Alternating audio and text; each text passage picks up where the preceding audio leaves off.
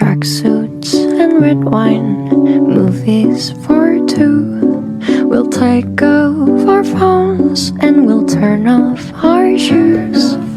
We'll play Nintendo,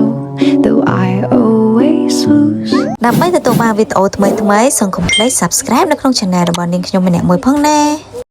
ជំរាបសួរពុកម៉ែបងប្អូនព្រឹកនេះដែរគឺមករៀបរាប់នឹងថតពីសកម្មភាពមុននឹងទៅដល់កន្លែងធ្វើការបន្តិចចេញពីផ្ទះមកគឺចិត្តដល់កន្លែងoffice ហើយប៉ុន្តែគឺឆ្លៀតរកអាហារពេលព្រឹកចូលញ៉ាំអីសិនដោយសារថាអាហារពេលព្រឹកគឺសំខាន់ណាស់បងប្អូនវីតាមីនជីវជាតិជំរុញខួរក្បាលឲ្យយើងមានកម្លាំងការចងចាំបានល្អអីហ្នឹងគឺមកពីអាហារពេលព្រឹកទាំងអស់ហ្នឹងឯងអញ្ចឹងអាហារពេលព្រឹកគឺវាដើរតួនាទីសំខាន់ណាស់ដើម្បីជួយជំរុញការងាររបស់យើងតាំងពីព្រឹករហូតដល់ល្ងាចបើសិនជាយើង skip breakfast យើងអត់ញ៉ាំទេវាធ្វើឲ្យយើងរៀងបាក់បង់សកម្មភាពអីមួយហើយខួរក្បាលរបស់យើងក៏អត់សូវ reflect ដូចអ្វីដែលយើងញ៉ាំហើយឆ្អែតនៅពេញពោះវាកណ្ដុរនៅក្នុងពោះយើងនឹងហើយបើយើងអត់បានញ៉ាំអាហារពេលព្រឹកដើម្បី keep វា warm up នៅក្នុងខ្លួនយើងទេយើងមានអារម្មណ៍មួយថាហេតុហាស្រា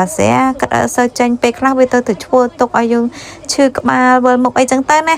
ចឹងថ្ងៃនេះខ្ញុំនឹងនាំអ្នកទាំងអស់គ្នាមកញ៉ាំអីជាមួយខ្ញុំជាមួយនឹងអាហារពេលព្រឹកបែបលក្ខណៈរៀងមានកាទៀវមានទឹកស៊ុបហើយមានជាមួយនឹងចាខ្វាយឲ្យយើងជ្រលក់អញ្ចឹងណាដូច្នេះបងប្អូនអារម្មណ៍ពុកម៉ែបងប្អូនទាំងអស់គ្នាមកតាមដាននៅក្នុងវីដេអូរបស់ខ្ញុំទាំងមូលថាព្រឹកនេះគឺខ្ញុំធ្វើអីគេខ្លះមុននឹងទៅធ្វើការអញ្ចឹងតោះទៅតាមដានវីដេអូទាំងអស់គ្នាហើយនេះគឺនៅខាងមុខចានរបស់ខ្ញុំហ្នឹងគឺហាវជាមួយនឹងកាទៀវឆ្អឹងស៊ុបហើយនឹងប្រហិតហើយសម្រាប់មួយចានរបស់ខ្ញុំអត់តាន់មកដល់ទេដោយសារតែខ្ញុំគឺ order ជាមួយនឹងមីដុំរៀងនៅស្រស់រៀងយូរតិចចឹងណាកុំឲ្យមីវានៅរឹងហើយឥឡូវបងស្រីអ្នកលក់គាត់ចាប់ដើមលើក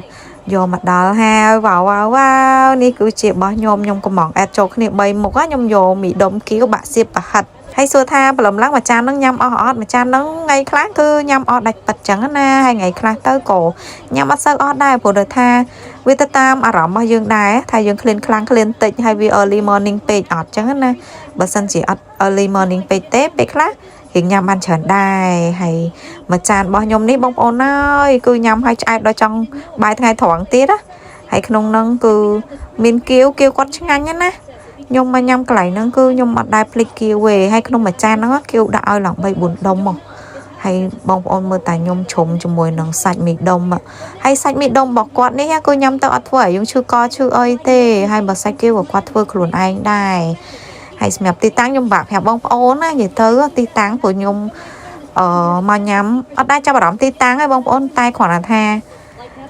មកដល់ក៏ឆ្លៀតធ្វើវីដេអូអញ្ចឹងណាបង្ហាញពុកម៉ែបងប្អូនឲ្យបានទស្សនាហើយបានញ៉ាំអាហារពេលព្រឹកទាំងអស់គ្នាហើយអញ្ចឹងខ្ញុំអត់មានរៀបរាប់អីច្រើនទេបងប្អូនតោះមកទស្សនាវីដេអូទាំងមូលហើយញ៉ាំ breakfast ជាមួយគ្នាណា